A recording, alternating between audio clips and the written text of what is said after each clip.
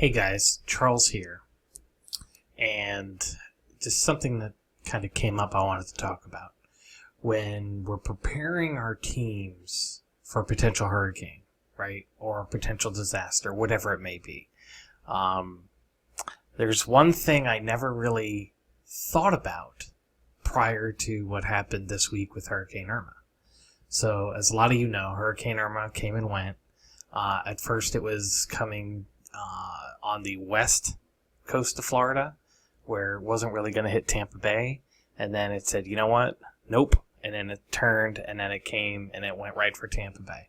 At the very end, it skirted us, and it went through. But still, we got right past the eye wall, and all kinds of heck, came at us. In the overall of it, we lost power on Sunday. We got power back on Thursday.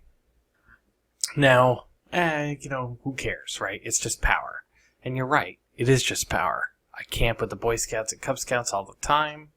No big deal. I can handle no power. But I'll tell you what, the one thing I was not prepared for was no cell phones, right? Because this is the little device that connects you to your family and friends and the world and memes and all that kind of fun stuff. It is a weird feeling to not have power and to not have cell phone service. Because during the storm, we didn't know what was going on, right? The damage to the infrastructure was so vast that even the cell towers and whatnot all went offline. So I had a TV. I didn't use it during the storm, obviously, but I have one of those HD antennas. I just bought one day and threw in a closet. Luckily, we had that because on the days to follow, Monday, Tuesday, and Wednesday, I was able to watch a little bit of TV, and ABC actually has this station that just does news all day long over the air. I don't know if it's always like that, but it was there during the storm, and it was awesome. So that kind of kept us connected. Also, another thing a lot of people didn't think to have is a weather radio, or even just a battery-operated radio. We're fortunate enough where when I moved into this house, I bought a generator. So I had extension cords throughout the house. The fridge was on a generator, all that good stuff. So, we were listening to the radio. We later found out that the radio that we were listening to was basically a simulcast broadcast to what was being on that one ABC channel. So it was kind of cool. We can kind of hear what's going on. But boy, our family and friends were going nuts because there's no cell phone service.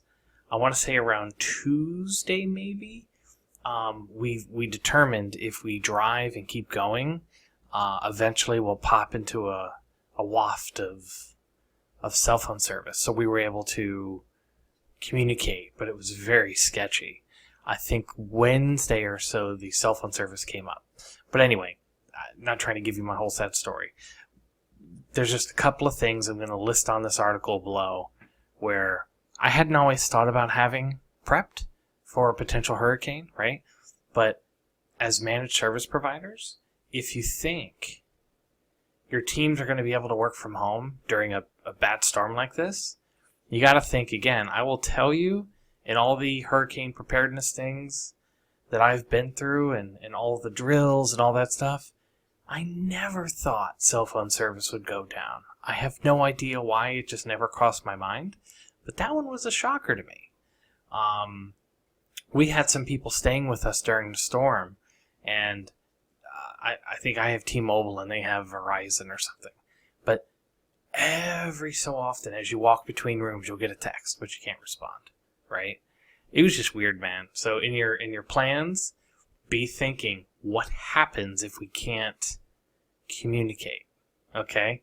So be thinking of that. I'm going to list a couple of things on the page where some of my neighbors were like, I didn't think of doing that. So I'm going to create a neat little Charles version of what you should do.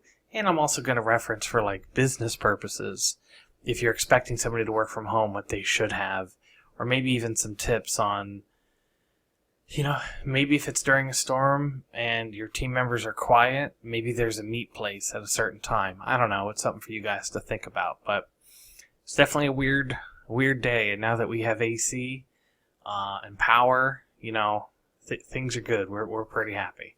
So there's a lot of damage down here. The linemen are doing awesome.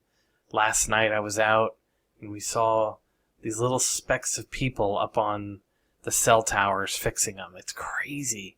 All these people coming into the area to help us. So very thankful for all that. But anywho, hope somebody enjoys this video.